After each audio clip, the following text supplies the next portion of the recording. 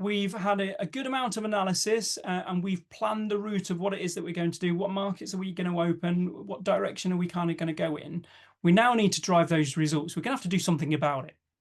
And this is where we as business doctors really earn our crust, because the last thing that you want from the work that we are going to do is a nice fancy printout of a PowerPoint deck that says, this is what you told us. And we'd love for it to just go in your drawer, gather dust, and one day you'll put it out and go, we were talking about that 12 months ago. That's the last thing that we want, because there is absolutely no value there whatsoever. So driving the results makes all the difference. So the very first thing that we're going to do is help you find your focus. You can't do it all at once, but what needs to give now? And that's a culmination of the parts that we found where we're vulnerable, the opportunities across snakes and ladders, and similarly, some of the jobs and projects that would be opened up right at the very start. And the core one usually is, are we sure we're doing the right thing and selling the right products? Like, are we absolutely sure? Or is there something else we could possibly do? And that usually opens quite a bit of discussion. So what we then do is we help the business ensure that it doesn't trip over itself by having 4 critical success factors and lanes within the projects that we're now going to deliver. The very first one is ridiculously obvious. It's sales and marketing. Sales and marketing probably have to have a step up within the organization. Now, for an SME, that's really obvious, sell more stuff and you make more money. That's a really obvious one. But what about if we're talking about a department? A department, maybe a finance department within a corporate. Well, actually, you have to sell and market yourself within the organization in order to get buy-in from the other departments to be able to work as a team to reach the goals that you're trying to work to. It's not a silo. I'm sure we've heard all that term before. So that's sales and marketing. The next piece is people performance. We are absolutely greater than the sum of our parts. And if we've got great parts, we can be greater than that sum, right? So it's all about people. And if we put this in a really core way, and I can see Claire from Web HR Consultancy will absolutely agree with me here.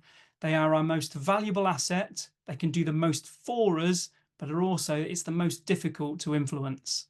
You can make change immediately when it comes to anything else, but when it comes to the human resource, sometimes that takes time, and we need to really think about it. The next critical success factor is financial performance, because ultimately we're probably going to point out that there will need to be an investment in order to get a return. See how I just said ROI backwards? And a lot of our leaders don't appreciate that. They want return before they commit to the investment. So sometimes we have to reframe that for them. And then the final piece is systems and operations.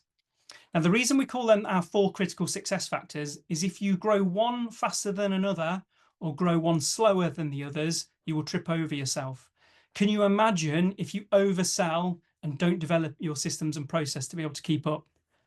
Can you imagine if you over-recruit and then you've not got the financial performance to support it?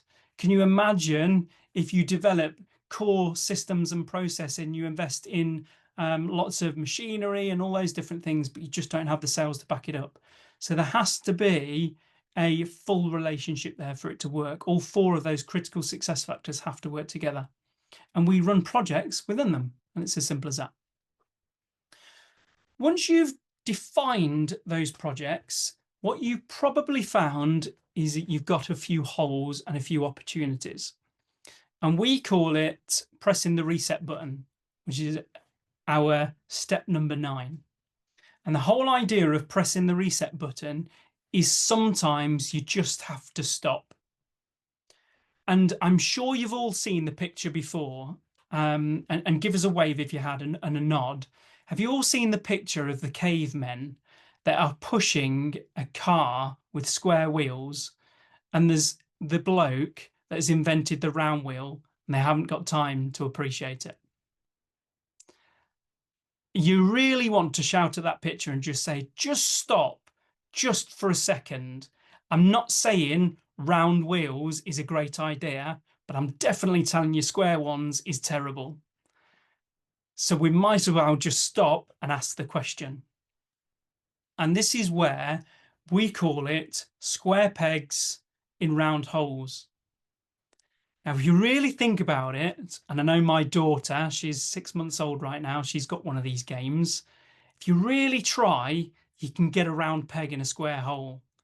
And if I'm honest, as a dad, I've played with those toys and I can make it happen. But there's big gaps in it, isn't there?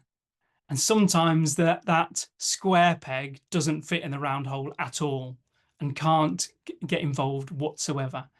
So actually, we have to make a bit of a plan. And sometimes that revolves around our people too.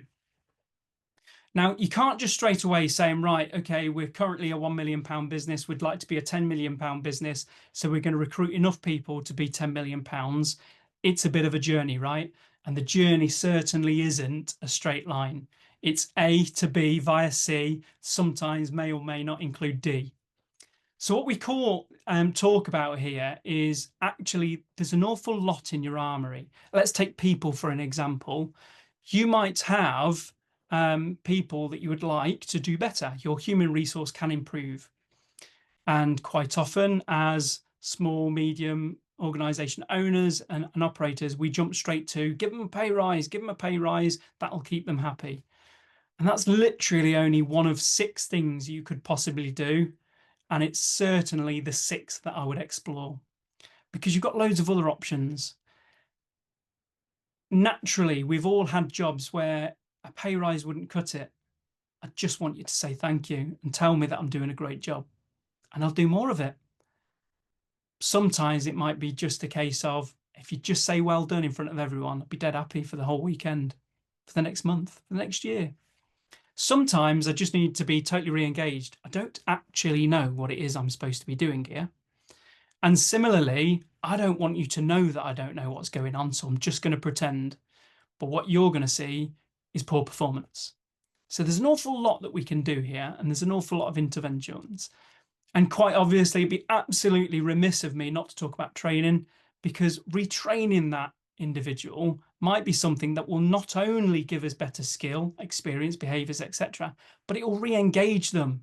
There's nothing better than learning a new skill and feeling altogether more helpful within an organization.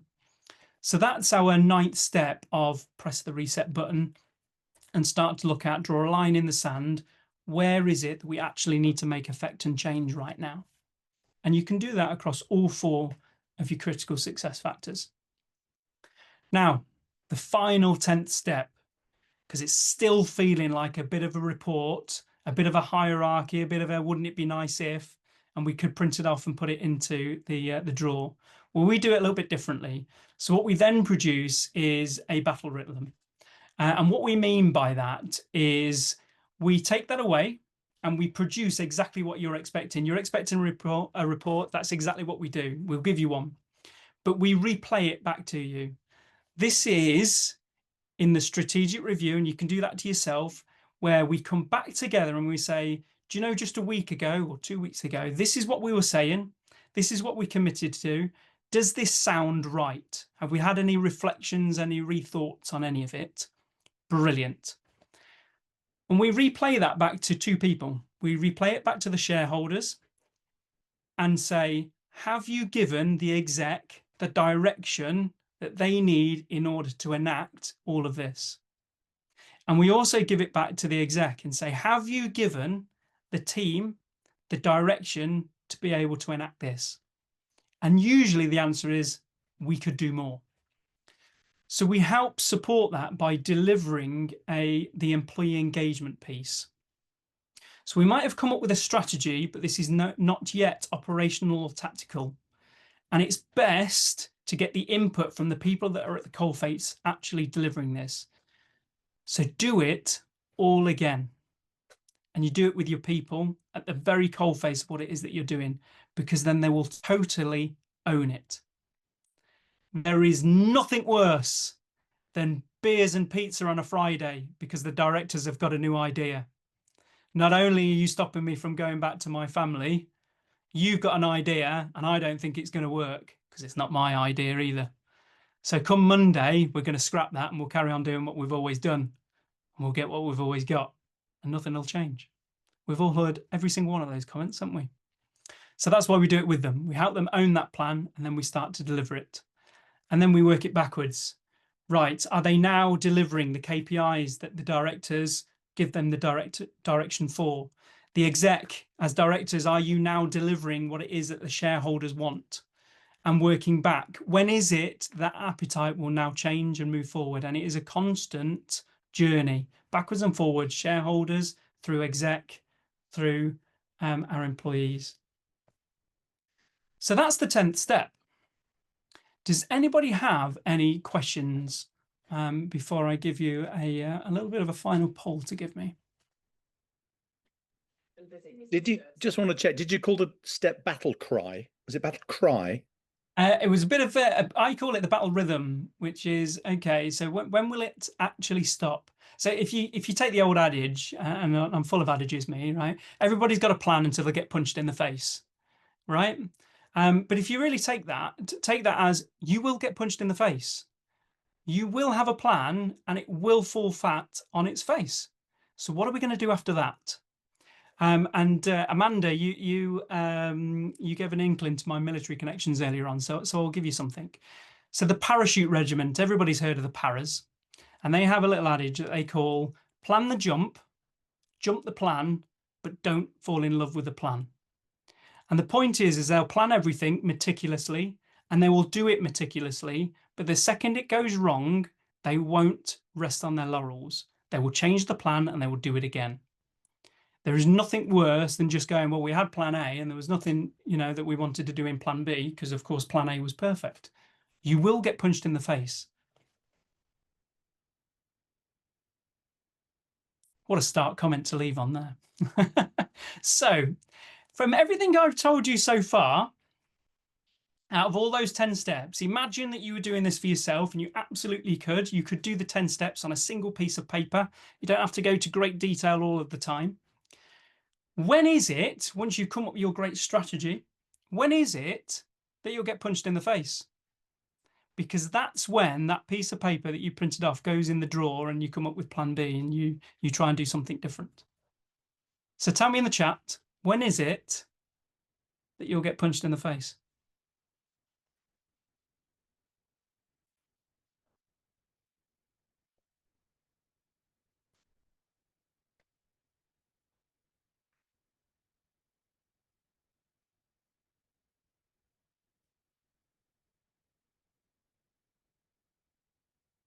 When your guard isn't up, Rob? Yeah, absolutely.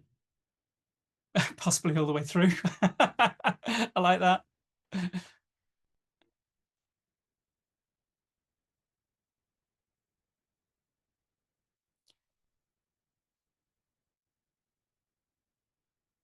Jamila, how do you keep focused on the 10 steps? You're absolutely right. So the 10 steps is not a standalone process.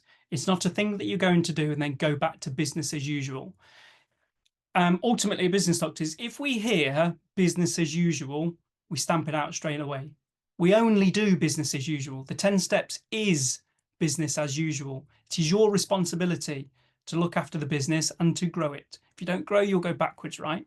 So how do you do it when you're being pulled in different directions, which is your question? You make it part of your battle rhythm. It is totally normal. You will be punched in the face, and you make it totally normal to do your 10 steps. I got asked the other day is how often should you do a senior management meeting? And ultimately, the answer is, well, when does the last one lose its effect? Because that's the time to do the next one.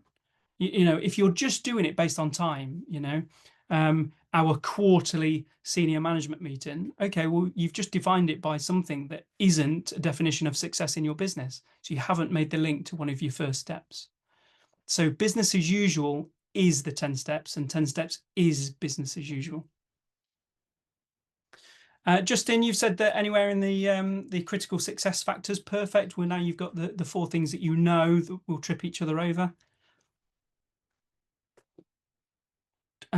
Colin, when under pressure, your reminder of gratitude is important. Yeah, absolutely. And we certainly don't do that in the SME world, do we? We don't like being positive towards ourselves. Perfect. Okay. What I want to do now is I'm going to share with you a story. and it's actually a story about a charity organisation. And I want to show you how the 10 steps actually had quite a profound effect on them. And the charity is based in Rugby, so in the Midlands, and it's who I wasn't working with at the time. I just knew the chairwoman that was the head of the trustees, and the charity was Percival Guildhouse. So to give you the background, Percival Guildhouse um, gives tutoring, but it's face-to-face tutoring. It hadn't gone online. It's all face-to-face, and it's extremely high quality. And it was uh, quite early in the morning. I got a phone call from Karin, and she was quite panicked. And she said, "Ryan, I don't know who to call. I don't even know what I'm about to say. I'm just going to let it all come out my mouth." And ultimately, she proceeded to tell me how she had gone through all of the finances ready for the trustees meeting the next day. And she said, "I've suddenly realised that we're 99 years old and we don't actually have the forecast to make it to our centenary. We don't actually have the money.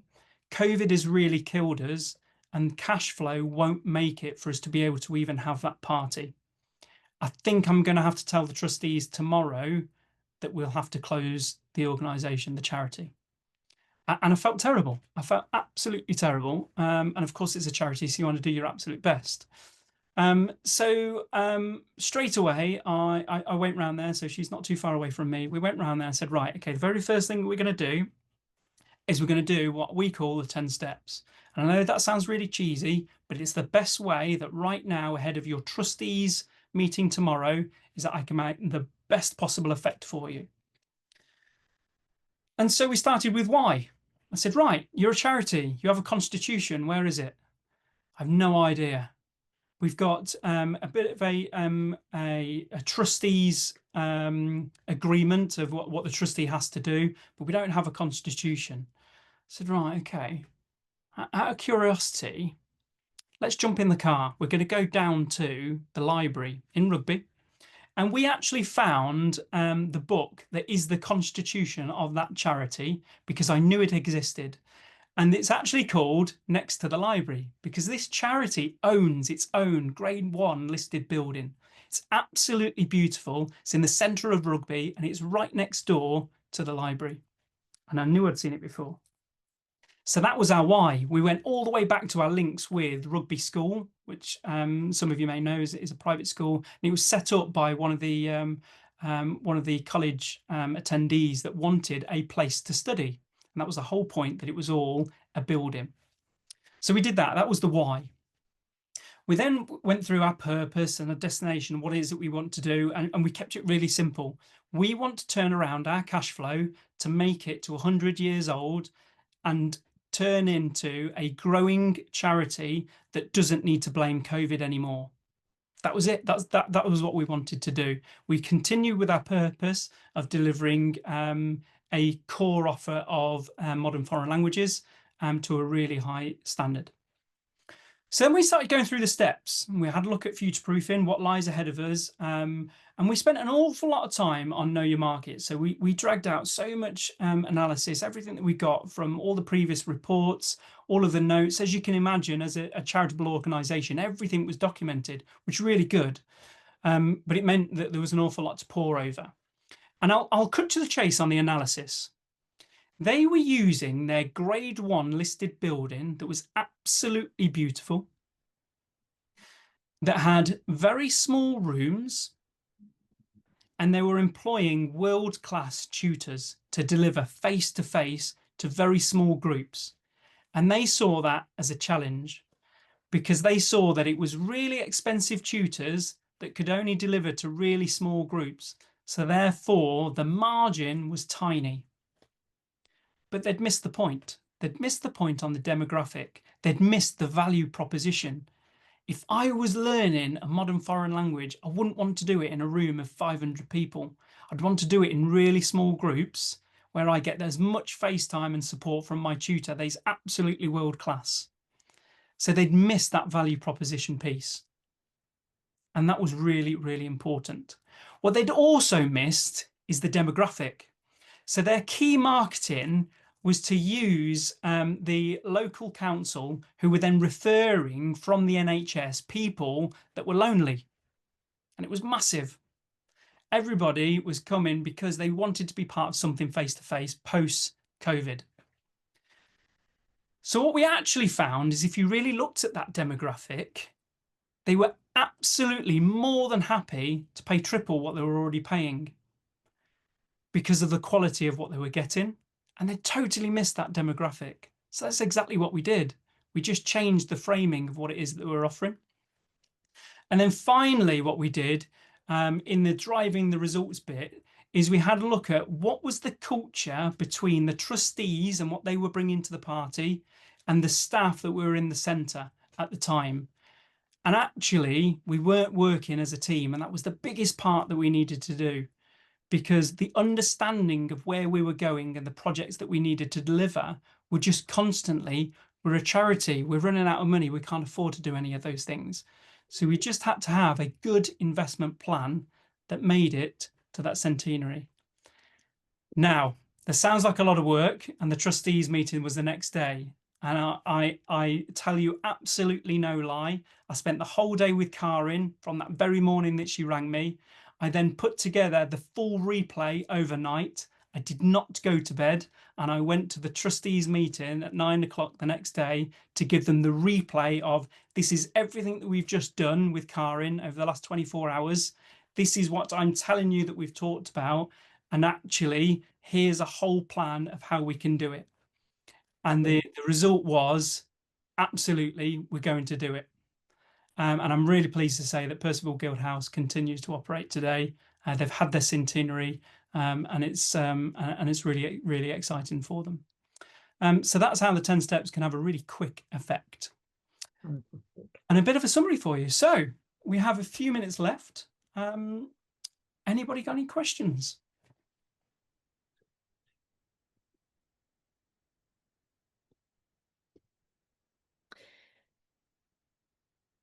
Well, if there are no questions now, and there is any snake or any ladder that you might be wondering about, is that a snake or is it a ladder? Because they could be both, right? Please, please. I think, Chris, you're going to pop Ryan's email address into the chat and my email address as well. Because as a business doctor, Ryan can help you with those questions. If you've got any questions at all for any of us at Uspire, you are now part of our commercial leadership community. Please do either email us or give us a shout. LinkedIn, we're all on LinkedIn. If you need to speak to us there, please do connect in with, if you are a business doctors client or a friend of business doctors, link in with the Uspire team. And if you are a Uspire, if you're a Uspire friend or connection, please do link in with Ryan. We've got a few things that we're going to send you. Chris is going to send you an infographic, which has got all 10 of the steps in a lovely infographic, just in case you were so busy listening to Ryan's stories that you didn't get them all. I missed them all when I got onto a story, I have to say. And so please grab that. You will also have an invitation to join our next webinar, which is on the 10th of September. And that webinar, I'm going to be running that webinar, and it's around team coaching, how to get the best out of your team. I've got 2 brilliant guests. Look out on LinkedIn, you'll see those. We would also love you to come to our next Uspire Live. Again, you'll see an invitation to that. And Chris is also going to send you the brochure and some of the key elements of our Uspire network, which is a network of leaders which we run in various regions in the country. I am going to say thank you so much. What a brilliant success that has been to hear what our business doctor colleagues' 10 steps are. And I certainly am going to be starting thinking about the ladder. I'm going to go ladders first, but there's definitely some snakes in my business that I think it's a really helpful thing to think about. So listen, thank you so much, Ryan. And I really hope this is the first of many collaborations in our webinars. So goodbye, everybody. Brilliant. Thank you all. Thanks, Ryan.